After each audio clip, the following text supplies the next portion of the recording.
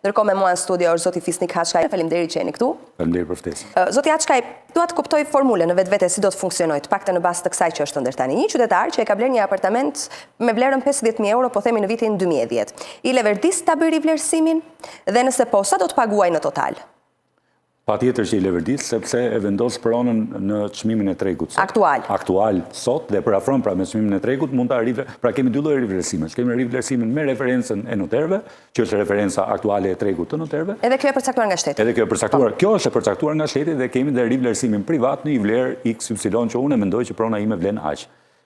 Shitsi ka detyrimin ta parapaguaj diferencën e çmimit të presupozuar të shitjes me çmimin e blerjes. Pra e para paguan diferencën dhe nëse e shet deri në atë vlerë e ka taksimin zero. Nëse e shet. Pra e para paguan dhe nëse e shet e ka taksimin zero. Nëse e shet mbi atë vlerë ka taksimin që do jetë pastaj taksim normal. Po përtej tarifës prej 5% paguan ekstra, paguan më shumë? Si përtej? Do me thënë, përtej tarifës 5% të vendosur, ka kosto të tjera apo gjithmonë nëse bazohet te referenca apo te çmimi që vetë individi i vendos pronës? Si ka vetëm kostën e taksimin pra 5% të diferencës së vlerës së pronës të mëparshme me vlerën e pronës së rivlerësuar. Zoti Haçkaj, për pallatet që janë ndërtuar përpara viteve 90 ose pallatet e kohës së komunizmit, si do të funksionojë? Kanë një interes të blihen këto pallate? Sa do të kushtojnë? Dhe a mund të llogaritet në këtë pjesë edhe amortizimi, sepse nuk mund të krahasohet një pallat i ndërtuar në vitet 89 me një pallat të ndërtuar në vitet 2019, po them. Po, ka ligji aktual, besoj e ka këtë, deri në 30%, pra deri në 30 vite nga blerësi i parë. Pra nëse është ai blerësi që e kam blerë në para shumë viteve, pra amortizohet prona me 1% çdo vit dhe kjo është gjë shumë e mirë. Që bie 30%? Deri në 30%, pra deri në 30 vite. Mund të amortizohet nëse është blerje, pra jo unë ta kem shitur dhe blerësi tjetër, pra një pallat të vjetër. Ato prona janë shumë të rehese sot në treg, sepse kanë përveç anëve jo shumë favorizuese, janë edhe disa aspekte që kanë sipërfaqe neto, të shfrytzueshme, janë zona shumë qendrore, kanë certifikat pronësie, ndryshe nga oferta e madhe që është sot në treg, që jo të gjitha me certifikat pronësie. Ka kërkesa për këto prona? Kërkesa për ato është më e madhe krahasuar me ato zhduken në tregu, domethënë sapo dalin më njëherë kanë prirjen të finalizohen. Edhe pse është një pallat që po themi ka 40 vite që është ndërtuar. Po, restaurohet, ose mund të jetë restauruar me termoizolim, pra ka dhe investimet banorëve, po si prona, tipologji pronat janë shumë të kërkuar. Janë shumë të kërkuar. Sipërfaqe relativisht vogla për një tipologji shumë të madhe blerësësh.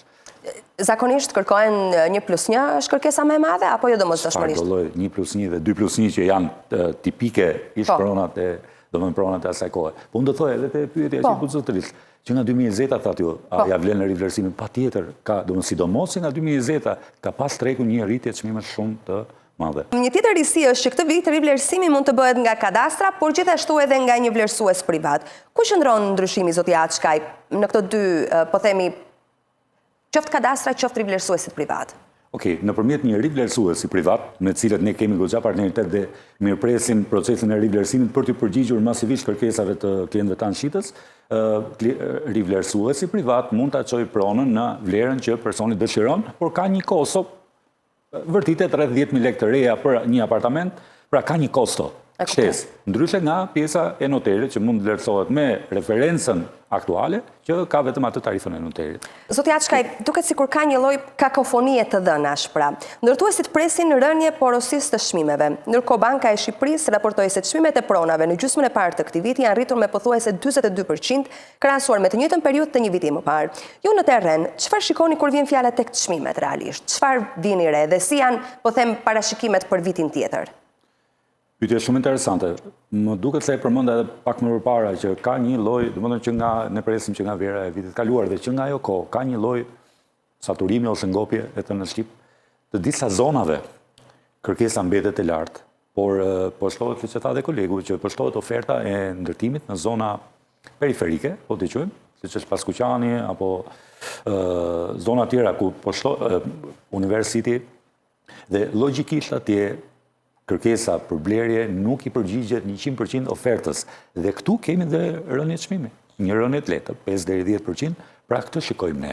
Dhe ka gati një vit që vjet në rreth fundit të vitit kaluar që po ndodh ky fenomen. Jo vetëm me rivlerësimin që pritet bëhet, po edhe për shkak të ofertës në disa mini zona të caktuara, por në përgjithësi kërkesa mbetet e lartë. Ku është kërkesa më e lartë për blerje apartamentesh në kryeqytet? Tiranat pa diskutim, por dhe Bregdeti besoj nuk mbetet mbrapa. Absolutisht, zona që ofrojnë më tepër infrastrukturë dhe që janë më afër qendrës dhe që ofrojnë më tepër komoditete, që janë zona të mbyllura, cilësia e ndërtimit, ku ka parqe të gjelbërta, ku ka shkolla, domethënë ka goxha facilitete që ofrohen. Ato pa diskutim që kanë kërkesë shumë të lartë. Edhe zona tipike, bloku, ish bloku, liçeni,